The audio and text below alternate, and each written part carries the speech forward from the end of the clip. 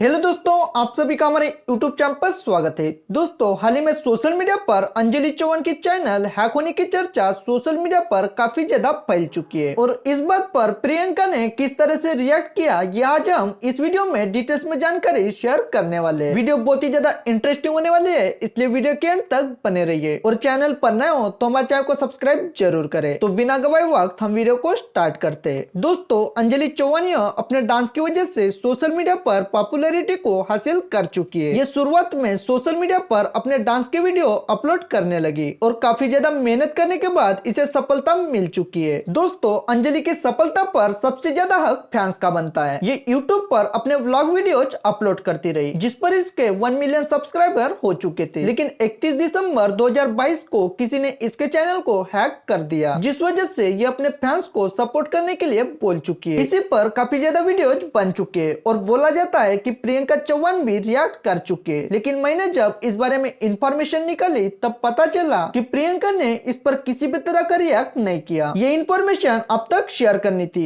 आप लोग किसी भी गलत अफवाह पर ध्यान मत दीजिए और अंजलि चौहान को ज्यादा से ज्यादा सपोर्ट करें। इसी तरह अंजलि के बारे में हर एक अपडेट टाइम टू टाइम पाने के लिए हमारे चैनल को सब्सक्राइब जरूर करें। धन्यवाद।